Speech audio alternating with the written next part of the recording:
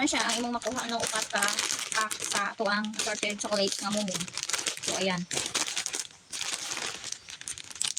Perfect siya guys karong Christmas, karong New Year, hapit naman so kung mag-order mo ni karon pwede ka makapas mamuani ha. So pang gift, pang sulod sa loot bags, ayan, nalipay sila yung mga kabataan ani sa mga dagko kay gusto ganahan mukha na nino. Karon guys, istabot naman sa nga tong i-order nga katong mumong chocolates ba kay nahotdan ko ato kaya ko matong gipa-loot bags sulod sa Diana kay nabligya man ko diri og buy pack. So karon nag-order na ko balik. So mo ni siya nga naabot naman guys kay hapit na ba party diri sa ato sa amuang stilahan nya na yung mga ga-order na ko food, mga loot bags para karong Pasko. So, ayan, naabot na siya guys. Nag-order dahil ko balik pat. Ano ba siya? Bundle ba? So, muna siya ang sulong sa isang pack guys. Ano na siya? 270 grams. Kada usa ka pa.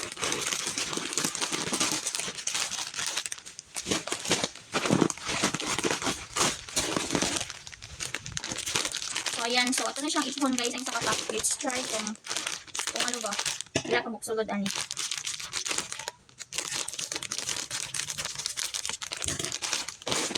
Siya nakuha ko na siya ngayon maibuwad. 5, 6, 7, 8, 9, 10. So 100 na guys ako na lang siya short cut. So 100. 4, 6, 7, 8, 9, 10.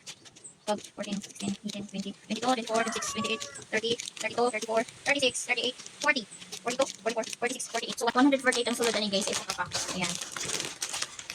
So, mabalik naman din na sa itong yellow basket ha. Naka-sale siya. Naka-sale. Ayan.